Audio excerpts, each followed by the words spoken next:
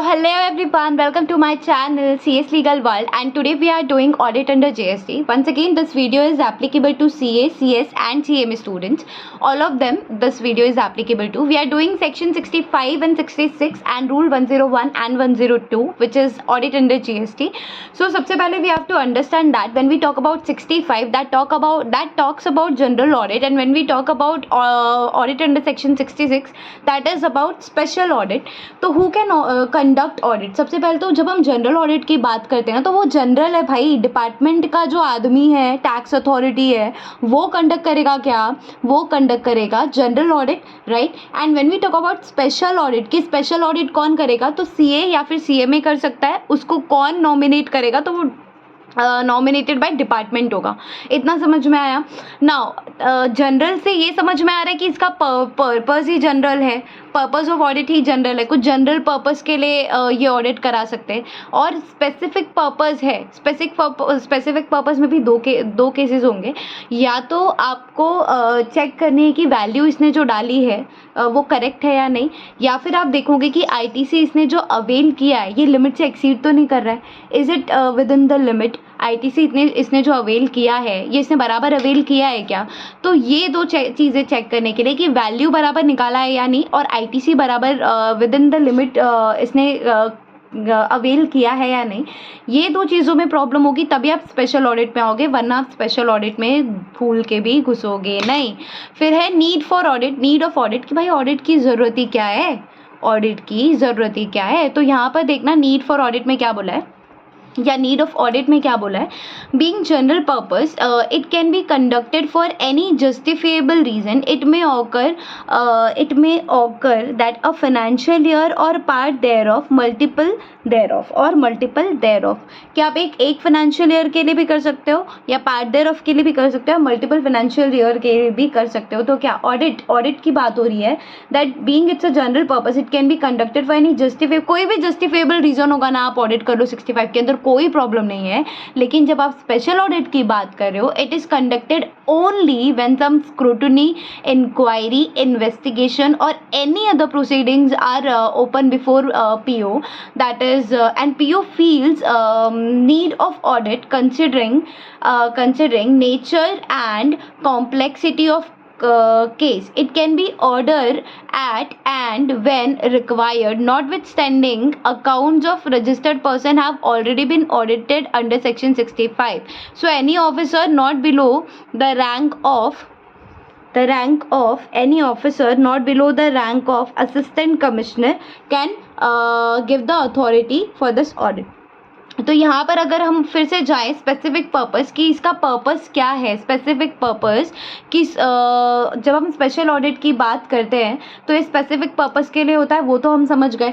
फिर हमको देखना है नीड ऑफ ऑडिट, कि ऑडिट की क्या ज़रूरत है. तो इसमें इतना सा बोल रहा है that it being a special purpose audit it is conducted only when, ये तभी कंडक्ट होगा बेटा जब कुछ स्क्रूटिनी, इंक्वायरी, इन्वेस्टिगेशन या फिर कोई भी प्रोसीडिंग्स PO के सामने चल रही है ऑलरेडी, और PO को लगता है कि ये स्पेशल ऑडिट कराना है बिकॉज केस कॉम्प्लेक्स है. तो PO बोलेगा, ऑर्डर देगा, तो आप स्पेशल ऑडिट करा लो. PO का फील करना ज़्यादा इंपॉर्टेंट है. इधर PO सेंटी हो गया तो आप मेंटल हो जाओगे.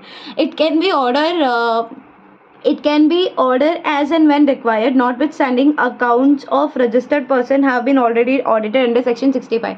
भले ही आपका जो अकाउंट्स है वो ऑडिट कराया गया है अंडर सेक्शन 65, आप बोलोगे 65 में ऑडिट कराया ना, अभी 66 में काहे के लिए घुसा रहे हो, समझा क्या आपको? तो irrespective of the fact कि your accounts has already been audited under 65, that is not the defense that the order cannot be made for audit under 66. इतना समझ में आया?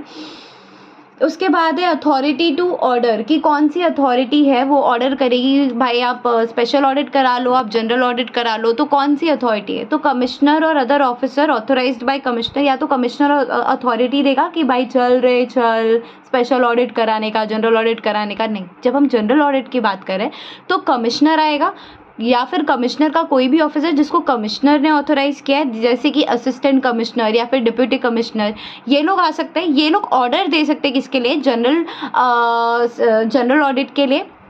फिर जब हम स्पेशल ऑडिट की बात करते हैं तो any officer not below the rank of assistant commissioner, any officer not below the rank of assistant commissioner. Assistant commissioner के नीचे आप घुसना भी मत, क्योंकि असिस्टेंट कमिश्नर ही बोलेगा क्या कि आपको क्या कराना है, ऑडिट अंडर सेक्शन 66 कराने की ज़रूरत है।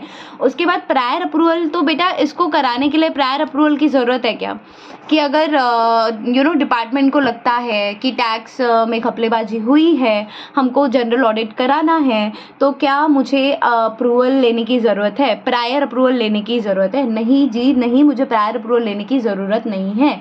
हम बात करें जनरल ऑडिट की, और मुझे प्रायर अप्रूवल लेने की ज़रूरत नहीं। मुझे किसको, जो अथॉरिटी है, जो ऑर्डर करने वाले कमिश्नर ये लोग या फिर उसका ऑफिसर, उसको प्रायर अप्रूवल नहीं लेना है। भाई मेरे को लगा कि कोई भी जस्टिफिएबल रीज़न है, मेरे को लगा ऑडिट कराना, करा लो, क्या वांदा है, समझ रहा है। फिर कमिश्नर्स प्रायर अप्रूवल रिक्वायर्ड। तो बेसिकली यहाँ पे समझने की कोशिश करना कि यहाँ पे कमिश्नर का प्रायर अप्रूवल नहीं लगता है, डिपार्टमेंट को लगता है भाई घपलेबाजी की है अंडर सेक्शन 65, तो फिर जनरल ऑडिट करा लो, कोई प्रॉब्लम नहीं है, ठीक है, कमिश्नर का प्रायर अप्रूवल की ज़रूरत नहीं है। लेकिन यहाँ पे आपको कमिश्नर के प्रायर अप्रूवल की ज़रूरत है, बिकॉज ये स्पेशल ऑडिट है। देखो कोई भी आप जनरल काम करते हो ना, तो नॉर्मली आपको अप्रूवल की ज़रूरत नहीं पड़ती, लेकिन जब आप कोई भी स्पेशल काम करने जाते हो ना, तो आपको अप्रूवल की ज़रूरत पड़ती है। जैसे कि अगर आप बंक मार के मूवी देखने जा रहे हो, तो आपको परमिशन की ज़रूरत नहीं लगेगी पेरेंट्स की, आप बंक मार के भी जा सकते हो। लेकिन अगर आपको गोवा जाना है 3 दिन के ट्रिप पे, तो फिर आपको झक मार के परमिशन लेनी पड़ेगी। So this is the difference between general audit and special audit. इसके आगे और है जो हम देखते हैं। अब यहाँ पर देखना मैनर ऑफ कंडक्टिंग ऑडिट, कि ऑडिट कैसे कंडक्ट करोगे आप। तो नोटिस देना पड़ेगा क्या, तो PO shall give notice to registered person at least 15 working days prior to conducting audit. ये हम बात करें जनरल ऑडिट की। जब आपको जनरल ऑडिट कराना है तो पीओ को नोटिस देना पड़ेगा रजिस्टर्ड पर्सन को, हम आपका जनरल ऑडिट करने आ रहे हैं। Notice is issued in form GST ADT 01। GST ये ऑडिट है इसलिए एडीटी डाल दिया, तो जीएसटी ADT 01 15 दिन पहले नोटिस देने की जरूरत पड़ेगी। उसके बाद audit direction will be issued to registered person to get his accounts audited by CACMA। Audit direction is issued in GST ADT 03। तो ऑडिट डायरेक्शन इशू किया जाएगा, बट यहाँ पे कोई भी रिक्वायरमेंट नहीं है कि प्रायर इंटीमेशन दिया जाएगा, यहाँ पे ऐसा कुछ भी नहीं है। डायरेक्शन दे दिया जाएगा to corporate, but prior intimation जैसे कोई चीज़ नहीं। यहाँ पे आप जनरल ऑडिट कर रहे हो तो 15 डेज का आपको प्रायर देना पड़ेगा, क्या बेटा, इन्फॉर्मेशन देना पड़ेगा, इंटीमेशन देना पड़ेगा। Now conduct of audit time limit, कि ऑडिट लिमिट जो आप करा रहे हो, ऑडिट जो करा रहे हो उसका टाइम लिमिट क्या है। मतलब ये आपका ऑडिट जो आप नाटक कर रहे हो, इतना ऑडिट करना है, इसका टाइम लिमिट क्या है, कब तक ये खत्म हो जाएगा आपका कार्यक्रम। तो ये बेसिकली 3 महीने में हो जाना चाहिए। 6 मंथ्स का एक्सटेंशन हम दे सकते हैं। टोटल टाइम लिमिट जो है 9 मंथ्स के, 9 मंथ्स के बाद आप भूल के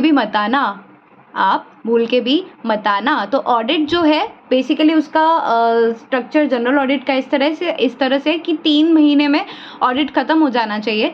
लेकिन 3 महीने के बाद आपको लगता है कि ऑडिट को कंटिन्यू करना है तो आप 6 महीने तक करा लो, और 9 महीने के बाद भूल के भी शक्ल मत दिखाना।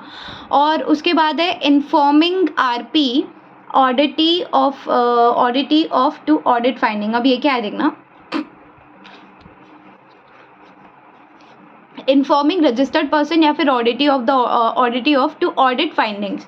आपको जो भी ऑडिट फाइंडिंग्स मिल रहा है shall be communicated to registered person within 30 days of conclusion of audit. एक बार आपका ऑडिट कंक्लूड हो गया, उसके 30 डेज में जो भी ऑडिट फाइंडिंग किया है आपने, ये किसको देना बेटा, रजिस्टर्ड पर्सन को देना है। Findings are communicated in form GST ADT 02। GST ADT 01 में आपने क्या दिया था, आपने प्रायर इंटीमेशन दिया था हमारे लिए, 15 दिन पहले आपने प्रायर इन्फॉर्मेशन दिया था हमारे ऑडिट करने। और GST ADT 02 में आपने बोला कि आपका ऑडिट हो गया, ये लो ये GST फाइंडिंग्स है। अब जब हम स्पेशल ऑडिट की बात करते हैं तो यहाँ पे कोई भी प्रायर इंटीमेशन देने की जरूरत नहीं, डायरेक्शन देने की जरूरत है रजिस्टर्ड पर्सन को to get his account audited. And ये आपको डायरेक्शन देना है, आई एम सो सॉरी, ये आपको डायरेक्शन देना है GST ADT 03 में। फिर time limit of completion of, देखो स्पेशल ऑडिट में 90 + 90 डेज का एक्सटेंशन मिल जाएगा, 90 डेज नॉर्मल एंड 90 डेज का एक्सटेंशन मिल जाएगा। टोटल 180 डेज, मतलब समवेयर अराउंड 6 मंथ्स तक स्पेशल ऑडिट खत्म हो जाना चाहिए। यहाँ पे 3 मंथ + 6 मंथ्स का एक्सटेंशन है। उसके बाद है audit finding shall be communicated to RP registered person and show cause notice shall be granted before using any findings against him. Findings are communicated in GST ADT 04. तो basically यहाँ पे क्या बोला है, that audit findings shall be communicated to registered person. Audit findings आपका जो है that has to be communicated to registered person and show cause notice shall be granted of before using any findings against him. कि ये जो findings आपको मिली है आपको use करना है उसके अगेंस्ट, आपको उसको शो कॉज नोटिस देना पड़ेगा, मैं ये करने जा रहा हूँ, तेरे को कोई प्रॉब्लम है क्या. ऑलराइट, तो इतने में अपना खत्म हो गया audit under GST and that's for it. And for such nice videos, for such short videos, you should subscribe my channel. I'll be making such short video in a summarized way. Thank you for your patience and time. Bye bye.